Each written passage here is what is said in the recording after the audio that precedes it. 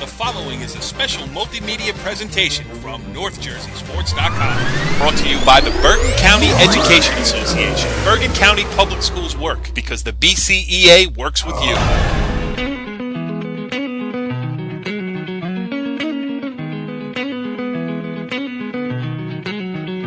We are in the circle, NorthJerseySports.com's original multimedia series talking all things North Jersey softball. This is Season 1, Episode 6. It's the Bergen County Tournament Extravaganza as it got underway today as we tape this thing on Wednesday night. I am Corey Doviak, being joined by my usual co-host, Ramapo head assistant coach, Leslie Stephen, Mark Aug. What's going on, Augie? Well, I didn't know I was going to get promoted. Yeah, well, I just elevated you, you know. Oof. You have a very important position here on In the Circle, and I just feel like you should have the highest title available to a coach in the area. This actually might be our first taping of a show that actually won a game. The In the Circle jinx is alive and well. It's off on me. And you know that because of our next participant in the show, the jinx himself, Richie Ballgame Barton. What's going on, Richie B? You know me, not much, just jinxing teams one at a time. Oh, man, I covered a baseball game today, Ridgewood, and I think the last 4 Ridgewood baseball games that I've covered, they lost. So they won today in the Bergen County Baseball Tournament, and I said I felt a huge sense of relief going to talk to Kurt Holman today after a win, and he did realize it as well, that I was there. So I was happy to get the Black Cat back in that bag here. But we're here to talk about softball, and we will do so in this show with a special guest here, Augie, Jessica Sachs of Pascack Valley, the head coach there, and she is gracious enough to come on tonight because, again, as we tape this on Wednesday night, she's only a couple hours away from a Ramapo 2-1 victory against Pascack Valley. Good job, pal. Yeah, actually, it's funny you were talking about the jinx. I was just thinking something about that. You were talking about how you were probably going to come to my county game tomorrow.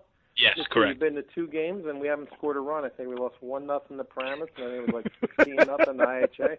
So as a fellow co-host and friend, maybe just send Richie tomorrow to our place, and maybe he'll give us a little bit of luck. Well, if you've ever paid attention to the NorthJerseySports.com website, you know Rich Barton is banned from all Ramapo and Old Japan games. Right?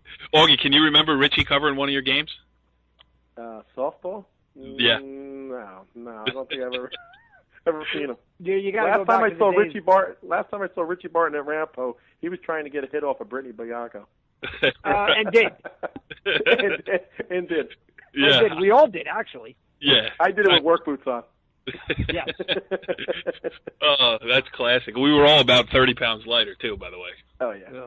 No doubt. All right, so let's talk some softball here. We're going to go into this a little bit deeper. We got some thoughts on this Bergen County softball tournament that we want to get out there before the thing really gets going in up to full speed this weekend. We got preliminary games going on as we speak, or at least recently ended. There were some surprises in the first round, but there were also a surprising amount of entrants into this year's tournament when you talk about 41. We'll get to all that later. But first, let's welcome in our guest on In the Circle on NorthJerseySports.com. Gets the award for, the sport. We're going to give her the Sportsmanship Award here because, first of all, let's welcome her in. She is Pascack Valley head coach Jessica Sachs. Coach, thanks for joining us on the show here tonight. Oh, thank you for having me. Well, and we really do appreciate you coming on because before we came on the air here, my man Augie over there was gloating about his 2-1 victory as Ramapo beat Pascack Valley today 2-1. Augie, please hold it in until we conduct this interview in a professional manner. Oh, please. Again, you're putting more salt on the wound. But, tough loss today, obviously, but you got to pick yourself up and move on. County tournament here. Just what was the, post-game speech about today, bouncing back from Ramapo? Because you got everything to play for in front of you. The post-game speech was like, be athletes and step up to the plate when there's pressure on you. My team has worked really hard to get where they are, and they definitely deserve it. But you have to make the routine plays. We can't, we ate crow today. We just learned a hard lesson that you can out-hit teams and still lose if you want to. So. Yeah, I mean, and especially, you guys, Auggie is in this category as well. With the schedule you guys play, you never get a break. Everybody you play is good, and every game is going to come down to a play here or a play there. So, if you miss one, you could be in big trouble on any given day.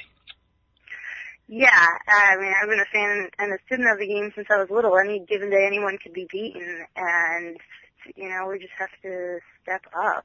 We can't depend on our bats all the time like we do. Go ahead, Auggie. No, like she was saying that, tomorrow, actually I think you are playing Northern Highlands tomorrow, so before you even get into the counties, you're going to have a game before Saturday against a very good Northern Highlands team. So it's a good chance for them to bounce back against a quality team tomorrow. Definitely. Auggie giving the pep talk. Look, he beat you today, and now he's giving you a pep talk. Okay. It's all in the coaching community. Yes. Yeah. You know what, Jess? It's funny because I covered Pascack Valley for so long under Craig Nielsen. Then, you took over from a guy who's obviously a legend in Bergen County. This is year 3 for you, is that correct? It is.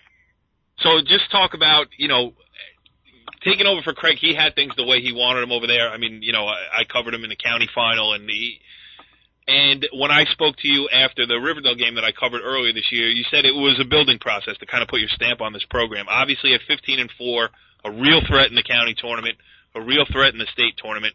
Just talk about the evolution in the 3 years under you for the Indians. Well, losing Craig was a devastating blow for the girls that were on the team under him because he's obviously a very talented coach.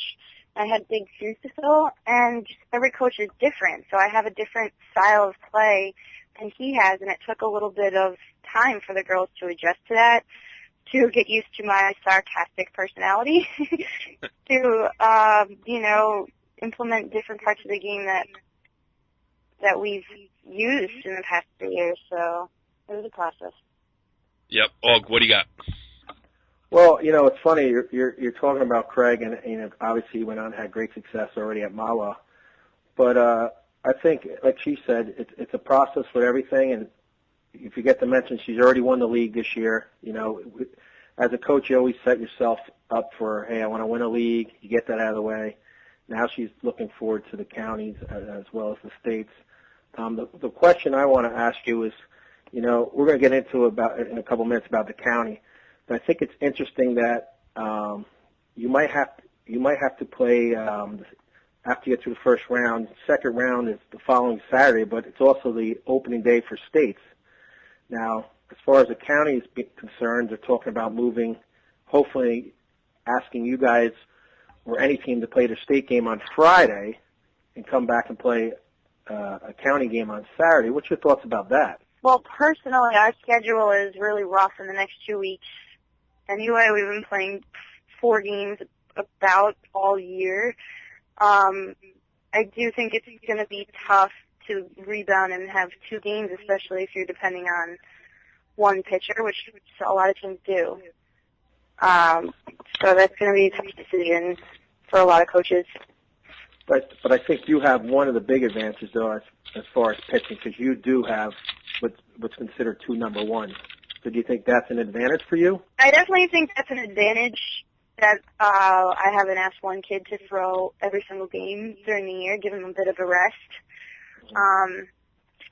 But still, when it comes down to crunch time, it depends on who we're playing, the style they have, what their scouting report is, depending on my matchups. So. Jess, I probably should have done some background research and asked you this question before we had you in there, but where'd you go to high school? I went to Spring Valley High School in New York. Okay, so that's different. How about this? That leads right into the county tournament here in Bergen County. Obviously very different than the way they do it in Rockland County. I'm not even sure how they do it in Rockland County, but, Bergen County is this unique animal that has 53 teams available. In Bergen County, they let 41 of them in this year.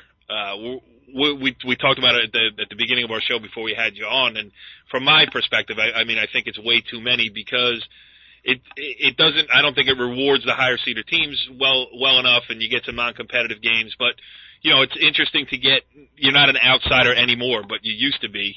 What do you make of this whole Bergen County tournament setup?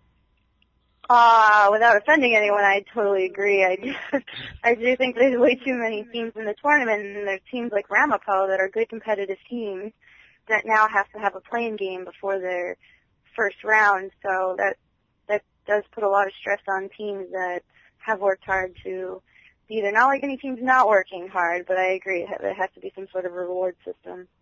Yeah. Auggie, do you hear that? I mean, she singled out Ramapo as a team that got the, I don't know, what's the term that I'm looking for? I won't say it on the air, but, it is, and it's crazy now with the PowerPoints, too. It just doesn't leave any discretion. And, again, we had Darren White on earlier in the season. He's the tournament director, and, he does as good a job as anybody at this. And we did a baseball show last night. We pointed out the, irregularities in seeding that thing, too. The bottom line is there is never a perfect formula to seed or, work a county tournament. Somebody's always going to be angry somewhere. But, 41 from your perspective too. It's crazy. Oh, it's absolutely absurd. But like I said, like she just said, here I am as a 28 seed, playing a playing game tomorrow.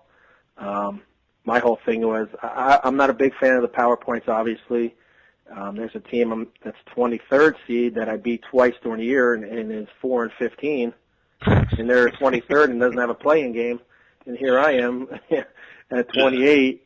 In a playing game. If you want to go with the PowerPoints, that's fine. Seed the top 8 with the PowerPoints, but I don't even know. There's got to be a way to simplify it. Obviously, they tried it with the PowerPoints, and but the whole thing, they went with the PowerPoints. And here's my thing with that: you can't play a team within your division in the first round, so you have to maneuver teams anyway. Yeah. Right. So at that point, why don't you just do it the old way like we used to? I just don't. Kind of baffled. Listening to both of you talk, if things don't work out on the coaching side here, I think you both have great futures as politicians. You answered. Oh, definitely not. Maybe not you, Jess, with your sarcastic personality here. I would offend so many people. So, all right. So, moving on here, state tour. Have you talked to your team about goals? Like, this is what we want to get accomplished. Obviously, you got the league title in your back pocket here, but what would constitute, or are you one of those who says, it's a tournament title or bust, or have you set, some goals and like, let's, a good run in the counties would be good? How do you look at this postseason stretch here, both county tournament and state tournament?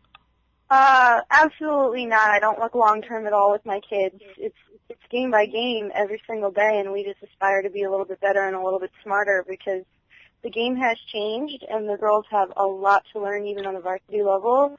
And, I think what they've accomplished is great, but there's no way that I'm taking any competitor too lightly and looking too far in the future. That's just not my style. I've got way too much respect for the game to think that we are worthy of winning every single game. We have to fight for it, and then we earn it, and then we move on. Oh, I think that's well said. Jessica Sachs, the head coach of the Pascack Valley softball team, kind enough to join us here In the Circle here on NorthJerseySports.com. Auggie, she ain't afraid of the jinx. No, she's not. She might be the first one that actually we tried to get on. She came on even after defeat. We're not going to mention our buddy from Waldwick who, after losing today in the prelim game, has decided not to come on. Mike Kilgallen. Oh, Aaron, that's his name. I was being good. Well, I will say, Jessica Sachs, thanks again for joining us here in the Circle. We wish you the best of luck, and we'll see you in the county tournament. We'll be covering it, so we wish you the best of luck. All right, thank you. All right, Auggie and Richie Ballgame. We have cleared the deck of our guest list. We appreciate Jessica Sachs coming on once again. Very interesting stuff with her there, too. A Rockland County girl, or woman, I should say. I have daughters, and I should respect the title. A Rockland County woman playing in the Bergen County tournament. Interesting to get her thoughts there, just how much different it is. And Bergen County softball tournament is different. Auggie, 41 teams in, and we touched on it a little bit with Jessica there, but let's go dive a little deeper here. Is all of this necessary? I just think it's a little overboard now. It's 41 teams. I mean, was there 53 teams in Bergen County? At this point, obviously, every team can enter if they want to. Yeah. You know. I mean, it's something that we should have asked Darren White. Is there no criteria anymore? Yeah. I mean, honestly, I think, like I was telling you earlier, I think the biggest thing is now that they're going with the same as the state with 15-game cutoff. Everybody is done with 15 games, so it doesn't matter because what the state is already done, this is done. I mean, it's just extra games for teams, so why not enter? That's how they look at it. Richie Ballgame, what do you think of all this? I hate it. Didn't you? You know what? You got us. I think did you get us in some type of trouble when we were talking about the Bergen County basketball tournament with a similar line? I love the way you back yourself up, though. No, you're not cowed. I mean, it's a double-edged sword because, I mean, you know, the Richfield Parks and North Arlington winning today over Waldwick. I mean, those are nice stories and all, but I think 24 is too many. I say top 16, go, let's find the best team in the county. Yeah. Yeah, and it stretches on over. I mean, you're just adding a lot of games to the schedule here. And let's be honest. And weather comes into play, too. All right, say you get a couple rain-out days in a row. Now you got, teams playing a playing game Friday and another game Saturday morning. You know, right. I just don't like it personally. I agree with you. Let's go, Augie, you got the scores there today. Let's go through some of these things here and just talk about some of those games through the first day of the preliminaries. Okay, we have Glen Rock 7-4 over Bergen Tech, so now Glen Rock will move on to face 9th-seeded Paramus, who I believe beat them 14-0 during the regular season. And then we have Lodi beating Leonia 4-3. So Lodi goes to a match of the exception for the Battle of Lodi. Right. And then we got Hasbrook Heights with a nice win over Garfield, and their reward is only the number 1 team in the state, IHA, but they are number 2 in the grade 8 standings. Yes. And we have North Arlington with probably the upset of the day with a 1-0 win over a 12-5 Waldwick team. And North Arlington is now headed to play Saddlebrook. So. Yeah. That's where we're at right now. Richie B covered Waldwick on Tuesday against Dwight Morrow. It was a great story. Richie B, they were on fire going into the tournament. Your boy Mike Kilgallen. Have you spoken to him tonight? I have not. That. I mean, them losing to North Arlington is a big surprise. They were really, really playing well. I mean, their only loss in the last 8 games was to, a pretty good Park Ridge team, and that was 4-3 where they had the tying and winning runs on. So, that's a bit of a shocker. But I think they'll bounce back. I think they'll be a tough team to bounce out in the States. But, North Arlington, you got to give credit to them. I mean, pitching a shutout against a team that has, a pretty dangerous top 4. That's impressive. Yep. And I believe it was a 2-hit shutout, no less. So really an unbelievable job by North Arlington. Augie, give us the scouting report and break down North Arlington for us. I think that was their 5th win of the year. Augie, how come North Arlington is in southern Bergen County? I mean, what's up with that? I don't know. Maybe you should ask the Hudson County correspondent on that one. Yeah, Richie B, what's the good deli around North Arlington? You're usually good at that. No, but I did bowl my highest game at 200 at the North Arlington Lanes in the day. Was that with the bumpers? No, it wasn't. And it was the only good. I'm not a good bowler. It was a fluky game. It was great though. Anyway, although Egan's and I was on the borderline of North Arlington and Kearney, one of the greatest places to eat ever. R.I.P. Also, R.I.P. to None Guessers Lanes in Fairview, where I grew up bowling. But all right, let's go through here. What else we got as far as these preliminary matchups? Anything we should talk about here? We got Thursday's games. Number 25 Beckton against number 40 Richfield Park. Obviously, Ramapo, you're the number 28. You will be hosting Westwood. Give us a little scout on that. I mean, obviously, you got to take every game seriously. Westwood, not a bad team.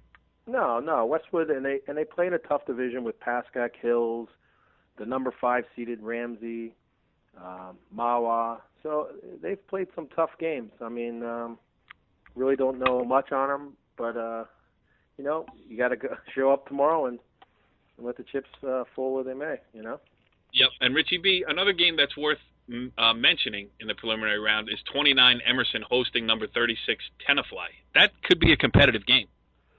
I think it will be a competitive game. I'll most likely be at that game. I think that's going to be the most competitive of the games tomorrow. I've seen them both, and they're both, to be honest, total roller coaster rides. When they look good, they look really good, and when they look bad, well, more, more so Emerson, because Emerson, if they can play well defensively, they're a real tough team. But yes. When you start giving teams extra outs, and Tenafly, Sophie Check at the top of the lineup as a table setter, Jackie Cole's up there too. They could put runs on the board, and Megan Zaccario is really, really one of the more improved pitchers in the county too. Absolutely, and Emerson too. Emerson has some underrated players. I'm flipping through my notebook here, so I'm stalling for time. Their shortstop is Veronica. What's her name, Richie B? Oh, geez. I can't remember off the top of my head. She is good, though. Yeah, and she hits line drives. I mean, every time I show up at an Emerson game, she seems to have 2 hits. One of them splits the gap. And so, they had a big win over Park Ridge today, so they're going to be flying high going into that game, Emerson. Yeah, it's true, and Nancy Graff does a good job with that team. And Emerson, going back to Jack Weaver and then Steve Mondadori, it's one of those, it's like it's a baseball town and it's a softball town. They're usually good at the spring sports too, and they got a home game, so that will be interesting. As you mentioned, Lodi beat Leonia on Wednesday. Another Thursday matchup is Midland Park Teaneck. That's the 27 versus 38 game. I mean, it's even crazy to be saying 27 versus 38. I mean, it's like, you know what I mean? And that's it. All right, so let's look ahead to the round of 32, where there are some good games there, including number 16 Old Japan hosting number 17 Park Ridge. And it's a rematch of a game that was played, I want to say 5 years ago, where there were, I think, 33 runs scored between the two of them. So Old Japan, Park Ridge, I don't expect that to happen. But now you're starting to get into the competitive part of the tournament, right, Og? Yeah, exactly. I mean, what a tough first-round matchup for an Old Japan and even a Park Ridge, Yep. This is where you're going to start getting some competitive games, usually the 16-17, the 15-18s, the 14-19s. That's where you're going to get the real competitive games. Yeah, and even if you look at like the 12 versus 21, which is Pascack Hills against Dumont. I mean, Dumont's having as good a season as it has had in a long time. I saw Pascack Hills once, and the day I was there, man, they were hitting the ball all over the lot against Riverdale. Yeah, you kind of wonder what Pascack Hills team's going to show up though. Like you said, there's days where they're unbelievable, but then there's days where you just you scratch your head and right. Kind of surprised at some of the scores. I think they even lost a game 16-2 or something. And Dumont's got that pitcher, Lindsey Gray, who both throws pretty hard and is also pretty crafty. And if she's on her game, it can keep them off balance. And Dumont has also, been all over the place as far as scoring runs too. I mean, 12 runs one day, 2 runs the next. Yeah. So you don't really know either of them, which team is going to show up. But that is, I'm not going to say it's the most interesting round of 32 game, but it's right up there. Honestly, I think one of the big games is Corey is your 2 favorites, Rutherford and Riverdale. I was just going to mention it all. You think either one will let you go to that game? Well, the answer to that, and unfortunately it's a serious answer, the answer to that is no. Because Riverdale has officially banned me. Mike Garabell has put the kibosh on my attendance. And I did go cover Rutherford against Hawthorne the other day. Og, you gave me the hot tip that, if Rutherford beat Hawthorne, they could really shake up the PowerPoints and everything else. I go down there. They gave up a late 1-run lead and lost 7-4 in 8 innings. And Helen Anselidis, let's just say this, declined an invitation to appear on In the Circle this week. Oh, and honestly, I think the quote at the end of your story too. Basically, you couldn't even report what she said. Yes, when we launch the pay version of NorthJerseySports.com, that interview will be available for download. You got Mahwah Ridgewood is in there. New Milford against Demarest, and Richie B, you've seen New Milford. I've seen Demarest. That's an interesting matchup. I agree. New Milford has got, I love Erin Bigger at the top of the lineup, puts the bat on the ball, good speed, but Danielle Lobb and Carly Lesko, I mean, you got two of the better power hitters in the county, back to back. That's not easy to deal with. And if they can get runners on for them, I mean, they're going to score runs. And the question is, can Jamie Ashman, limit her walks and really, control things in the circle? Because if she can, New Milford's going to score. But, it's a matter of, can they get out of the big inning? Right. And for Demorest, it's a matter of, with the Corcoran sisters, Victoria and Veronica Corcoran, they are obviously, they're both three-sport athletes, outstanding athletes. They both hit, Victoria hits first, Veronica hits third in the lineup there. And, Stephanie Antishak can keep you in a game as a pitcher, and she's also a threat offensively too. I mean, I think, if we had Keith Johnson on the show here, he might say that his team hasn't played up to its capability this year. But, when you have a team like that, that's a dangerous team because at some point during the year, they might. Yeah. They've actually been playing very well of late, though. Yeah. Yeah. So, it's starting to come around for them a little bit. We talked about Pascack Valley against Hackensack earlier with Jessica Sachs. Paramus Catholic against Lyndhurst. I got to be honest, I don't know anything about either one of those teams. Anybody want to join in there? Well, you got to figure Frank Baldino's an excellent coach, so you got to figure Paramus Catholic offensively. It seems like they're doing well. As far as their pitching, I don't know if their pitching's been up to par. They lost a good pitcher last year. Right, and I think they're injured too. I think their starting pitcher. I was talking to Jimmy Abatabile the other day, and he was saying that they're down to their number 2. So that might hurt them as well. But at any rate, listen, there's a lot going on with this Bergen County tournament. And again, we don't envy the selection committee of any tournament because there's always problems with it that just are unfixable. It's the nature of the beast when you're talking about trying to, shoehorn teams into a schedule. But I think we did point out some of the obvious problems. Maybe 41 teams is a little too many, and maybe there has to be some type of human element to go along with the PowerPoints to avoid things happening where, and again, I'm not picking on anybody, but where a team with 4 wins that loses twice to a certain other team is seated 4 spots ahead of that team. So, all things, it's a work in progress. Just like this show, In the Circle on NorthJerseySports.com, Aug. And it's not that I am rooting against you, pal. It's that I know, though, when the day comes that Ramapo plays its final game of the season, and I hope it's in Toms River in the state final, but if it comes before then you can go to work full-time on the show, and I do look forward to that day. I would have to disagree with you. All right. And please give us an update on Tiki the Cat. Tiki the Cat actually is no show for tonight. But and I guess she must have lost the cat fight earlier. So she's a no show. And we forgot our favorite segment, so here, listen to this.